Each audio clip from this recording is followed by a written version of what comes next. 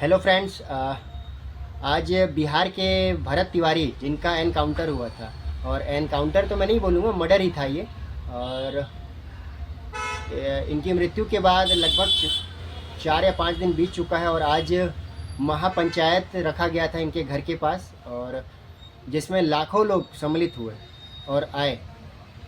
लाखों लाखों लाखों लोग आए, तो काफ़ी भीड़ था पूरे गांव में, मतलब जाम की स्थिति बनी हुई थी। और उसमें निर्णय लिया गया कि सरकार से 1 करोड़ का मुआवजा, एक सरकारी नौकरी उनके घर वालों में से किसी को भी, और उनका स्मारक बनना चाहिए, उनकी मूर्ति बननी चाहिए। और भरत तिवारी को जाने तो ऐसा है कि भरत तिवारी कोई अपने लिए बलिदान नहीं दिया। भरत तिवारी अपने गांव से दूर 18 किलोमीटर दूर एक गांव में बाढ़ का पानी आता था, और उससे लोग बहुत परेशान थे, तो सरकार ने उनको शिफ्ट किया बिलौती गांव के आसपास, और नदी के किनारे, जहां जो ज़मीन अलॉट हुई उनको, वो लगभग 10-10 फीट गड्ढे में थी। तो लोग घर तो बना लिए थे, लेकिन गड्ढे में होने की वजह से बरसात के दिनों में काफ़ी परेशानी होती थी। तो 2 साल से लगभग परेशान थे लोग, और वो लोग भरत तिवारी के पास आते हैं और अपने मुद्दे को रखते हैं, और भरत तिवारी उस मुद्दे को सरकार तक पहुंचाने की कोशिश करता है, और कई बार सवाल किए सरकार से, अपने मुद्दे को रखा कि इसमें काम कराया जाए, लेकिन कोई सुनने को रेडी नहीं था। कोई किसी के कान में जू तक नहीं रेंगी थी सिस्टम में, किसी को भी। और लास्ट में परेशान होकर मजबूरी में उनको हथियार उठाना पड़ा, और वो हथियार भी अपने सोने का लॉकेट बेचकर वो ख़रीदे थे, जैसा कि जानकारी मिल पा रहा है। और हुआ क्या कि पुलिस उनको पागल साबित करने के लगी हुई थी, और इससे वो काफ़ी क्रोधित भी हुए थे।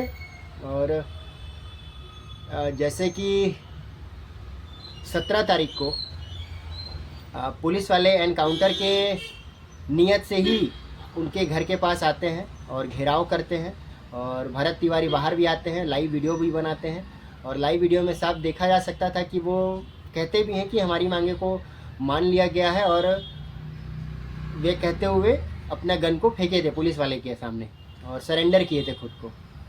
और उसके बाद पुलिस ने उनका एनकाउंटर कर दिया। तो पहली बात तो एनकाउंटर गलत था।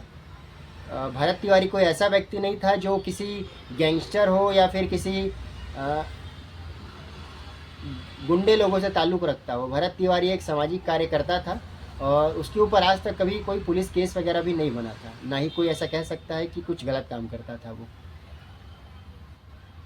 और ऐसे इंसान का एनकाउंटर समझ में नहीं आया, जो कि सामने वाला सरेंडर भी कर दिया था, उसके बाद भी उनका एनकाउंटर कर दिया गया। तो मुद्दा ये नहीं कि उनको न्याय दिलाया जाए, मुद्दा ये है कि वो लोगों के लिए लड़े और लोगों को जागरूक करने के लिए लड़े और अपना बलिदान दिए। तो लोगों को जागरूक भी होना चाहिए, और ऐसे भ्रष्ट सिस्टम, भ्रष्ट सरकार के खिलाफ आवाज़ उठाना चाहिए। ये मुद्दा नहीं है सिर्फ बिहार का है, ये है पूरे देश का मुद्दा। मैं खुद छत्तीसगढ़ से हूँ, लेकिन फिर भी एक वीडियो बना रहा हूँ कि लोगों को जागना चाहिए और इसके खिलाफ आवाज़ उठाना चाहिए। और जिस हिसाब से भ्रष्टाचार हमारे देश में हो रहा है हर जगह, वो चाहे रोड बनाने में हो या फिर वो पुल बनाने में हो, चाहे किसी भी सरकारी काम में हो, दम तक भ्रष्टाचार हो रहा है, लिप्त है पूरे। और इस पे लोगों को आवाज़ उठाना चाहिए, भले वो कहीं का भी हो, वो छत्तीसगढ़ का हो, बिहार का हो, झारखंड का हो, कहीं का भी हो, आवाज़ उठाना चाहिए। और सरकार के खिलाफ भी आवाज़ उठाना चाहिए अगर वो गलत कर रही है तो।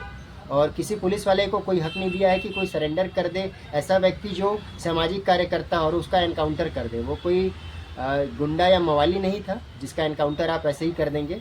और उनका जो भी एनकाउंटर किया, जो भी टीम थी, उनको सस्पेंड तो करना ही चाहिए, नौकरी से बर्खास्त करना चाहिए, और फांसी की सज़ा या फिर उम्र कैद की सज़ा उनको होनी ही चाहिए।